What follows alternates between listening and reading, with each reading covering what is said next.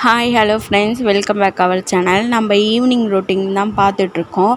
நாளைக்கு மார்னிங் நான் கேரட் பொரியல் செய்கிறதுக்காக நான் கேரட்டை தோல் சீவி எடுத்துக்கிறேன். நான் சாம்பார் வைக்க போகிறேன். சாம்பார் வைக்கிறதுக்காக துவரம்பருப்பு கழுவி எடுத்துக்கலாம். துவரம்பருப்பு கூட என்னென்ன போட்டு வேக வைப்பேன்னா, வெங்காயம், தக்காளி, அதுக்கப்புறம் பூண்டு போட்டுப்பேன்.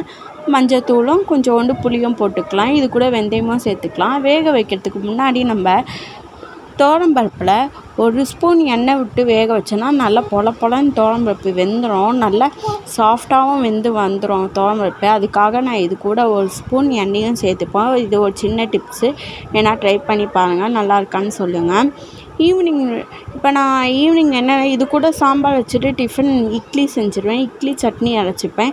சாம்பார் நாளைக்கு மார்னிங் நான் காலையில் லஞ்சுக்கு ஈஸியாக இருக்கும் எனக்கு. அதனால் நான் சாம்பார் வச்சு எடுத்துப்பேன். நான் நைட்டு வச்சு எடுத்துகிட்டு ஃப்ரிட்ஜில் வச்சுப்பேன். காலையில் சூடு பண்ணி சாதம் வடித்து பொரியல் செஞ்சு கொடுத்துடலாம். இந்த மாதிரி தான் நான் என்னோடய ஈவினிங் ரொட்டீன் போகும். எனக்கு எப்பயுமே ஈவினிங் வேலை செய்கிறதுக்கு ரொம்ப இன்ட்ரெஸ்ட்டாக இருக்கும்.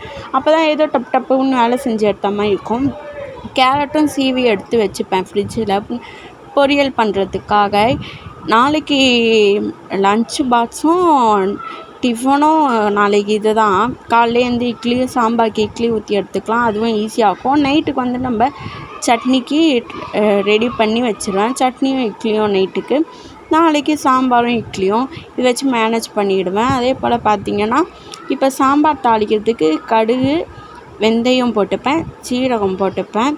இது கூட வேணுன்னா ஒரு தக்காளி, ஒரு வெங்காயம் போட்டுக்கலாம். நான் அப்படியே வெஜிடபிள்ஸை போட்டு வதக்கிட்டு இது கூட சாம்பார் பொடி, மிளகாத்தூள், குழம்பு மிளகாத்தூள் போட்டு சாம்பாரோடு சேர்த்து நல்லா வேக வச்சு எடுத்துப்பேன். ஈவினிங் நம்ம வேலை செய்கிறதுனால கொஞ்சம் வேகமாக டைம் போடுற மாதிரி இருக்கும். அதே போல் குழந்தைங்களுக்கும் ரெடி பண்ணி கொடுக்கணும். அதனாலேயே எனக்கு ஈவினிங் வேலை செய்கிறதுக்கு ரொம்ப ஈஸியாக இருக்கும். அப்புறம் பாத்திரம்லாம் கழுவிட்டு நம்மளோட அன்றாடம் வேலையை பார்க்குறது. இது தாங்க என்னோடய ஈவினிங் ரொட்டீன். எப்படி இருக்குன்னு சொல்லுங்கள்.